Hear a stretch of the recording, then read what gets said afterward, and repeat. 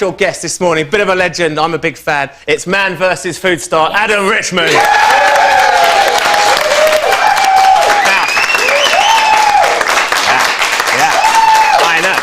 Adam spent 4 years travelling the US tackling the most gluttonous food-related challenges the nation's restaurants can offer. But after battling 190-pound burgers, the hottest... Look at that, 190-pound burgers. The hottest curries, huge metre-long hot dogs and even 15 dozen oysters. You decided to pack that all in. Why?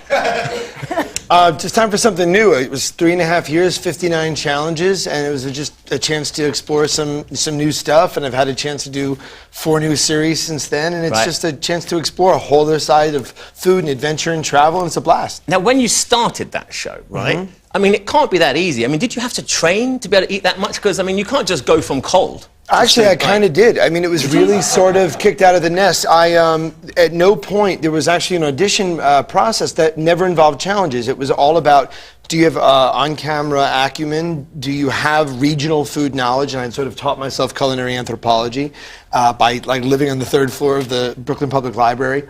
I had culinary experience. I've been working in restaurants since I'm 13 years old. Okay. And yeah, the first challenge I did was the one that you just saw in there in Memphis, and it was like, ooh, boy. So that was your first one? Yeah, I was like, ooh, it's a hamburger the size of a bar stool cushion. You in the deep end. I mean, that's ridiculous. But I mean, look at you. You're literally half the man. But people keep thinking that there's a correlation with Man vs. Food. Man vs. Food ended more than 4.5 years before I actually started losing weight. It was actually, you'll see a trailer from the Daytona episode of Fandemonium, which is the new show that's going to be here in the UK on Food Network UK, and I saw the rushes, I saw the dailies, and I was just so bummed at the way I looked. I said, okay, got to turn the beat around. So, but you feel, I mean, you look a lot better, you feel a lot better, you feel I'm training for Soccer Aid. I'm on the Rest of World squad for Soccer Aid in June, so I'll be playing at Old Trafford. And look at you, we've got a picture of you there. Look at the before and after, that's fantastic.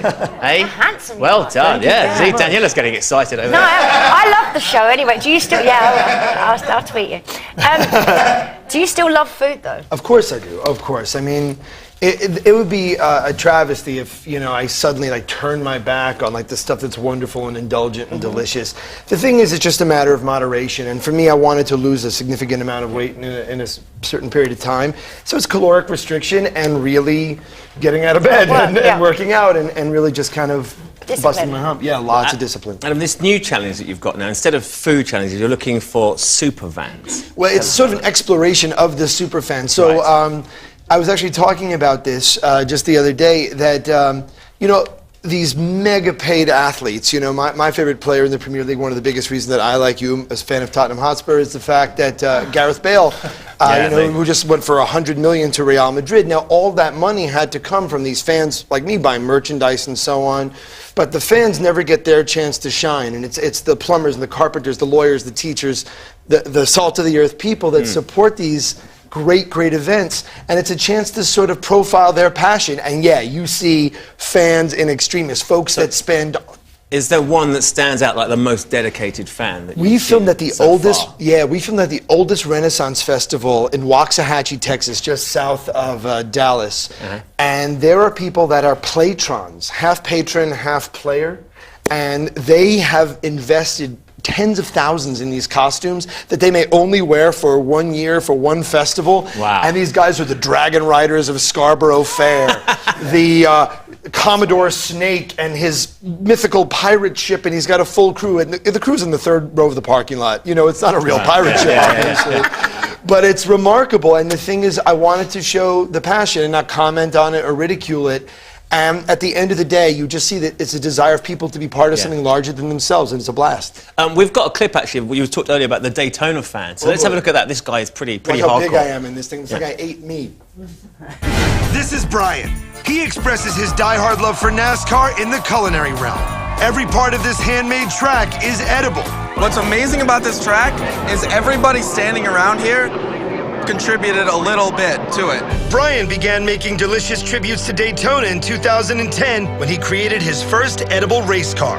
This year, he took his obsession to another level with a giant replica that took 2 days and $300 worth of groceries to build. We have Lake Jaloid, okay? We have Victory Lane, Victory Lane, okay? And then we have the Rice Krispie track, obviously, with marshmallow guardrails.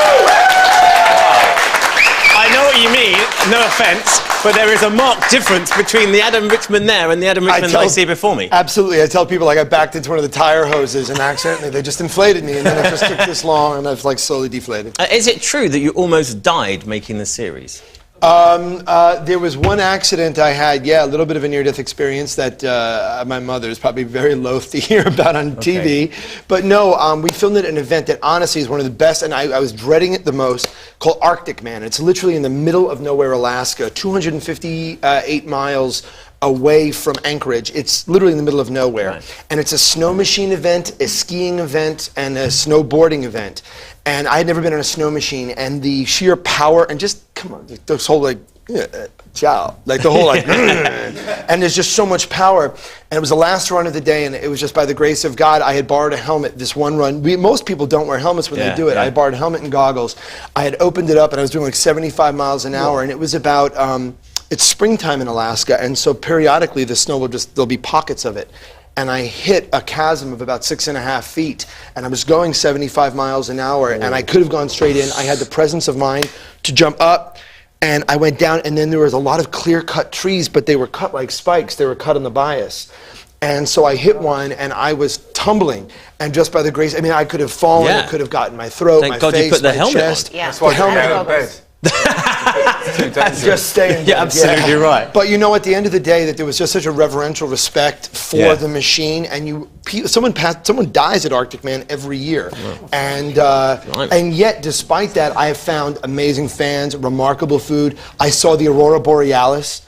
Oh, and I literally called my mother. I know people saw me crying at White Hart Lane, so they think, oh my God, you cried again, Adam. But I called my mom, and I was like, Mom, this is like a bucket list thing, and she was like, describe it to me. Talking of White Hart Lane, you're a bit of a super fan yourself. I think we've got a bit of footage of when you went, look at you there, going to the beloved White Hart Lane. I'm a Spurs fan myself, but I'm not a super fan.